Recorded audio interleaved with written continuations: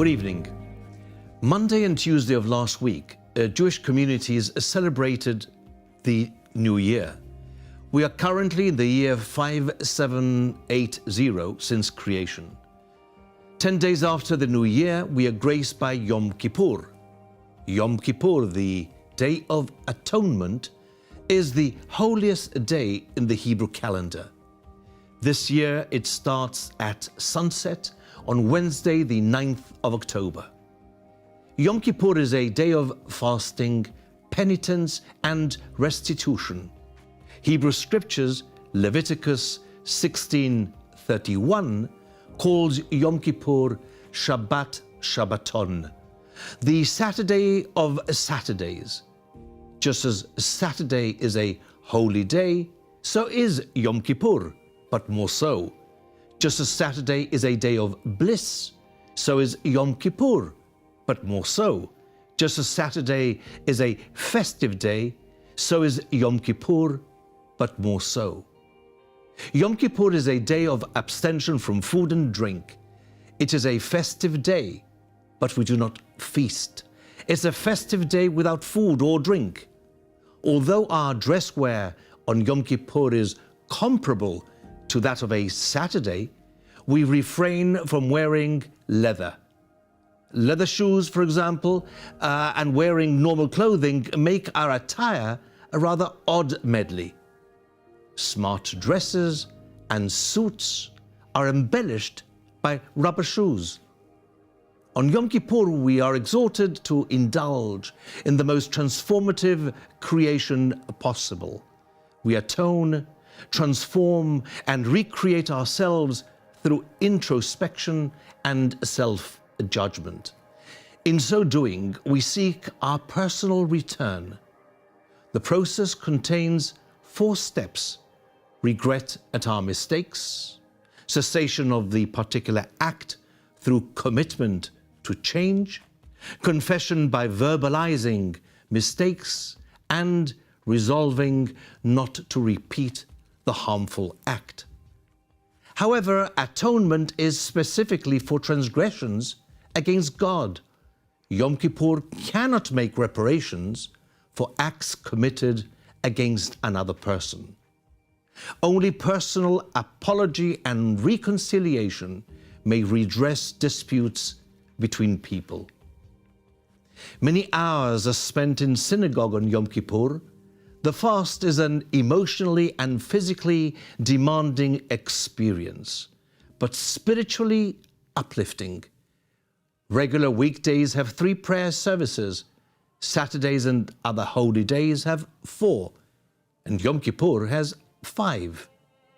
We spend the Kippur's share of Yom Kippur immersed in prayer set to exquisite melodies.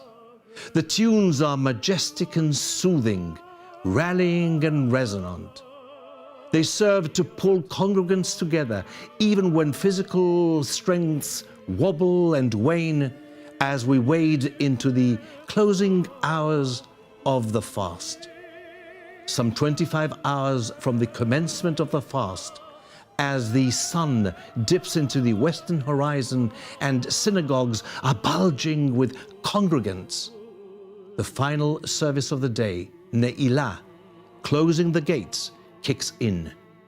Congregants who have been fasting for over 25 hours tap into spiritual and physical strengths, refreshen sagging vocal cords, and join in the chanting of the Ne'ilah prayers aimed at eliciting divine mercy at this most propitious moment of this most auspicious hour of the most prodigious day of the Hebrew calendar.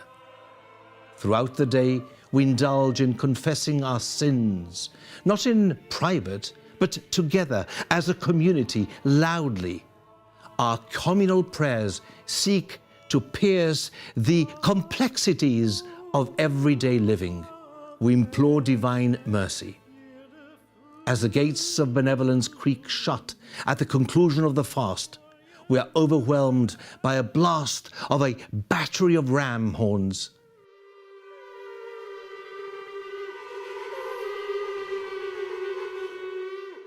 blown by an assembly of blowers, sending shivers up our spine. Our heartbeats flutter and our utterances quiver. Yom Kippur then draws to a close, and we stand again on the threshold of a new return. We seek reconnection with ourselves in the shadows of human vulnerability, with our faith recharged. We seek reacquaintance with ourselves, having been transformed by the strictures and the sweetness of Yom Kippur. With the Jerusalem temple destroyed and no high priest to atone for us, we seek at-one-ment with God, bonding with our soulful essence by atoning for ourselves. The word shofar, usually but not solely a ram's horn, comes from the Hebrew word leshaper, to improve. The wailing blasts of the shofar act as a spiritual bridge to our soul, which pines for purpose and meaning, hope and orientation, and consequential regeneration. I wish fellow co-religionists an easy fast and a meaningful year ahead. Shalom, and thank you for listening.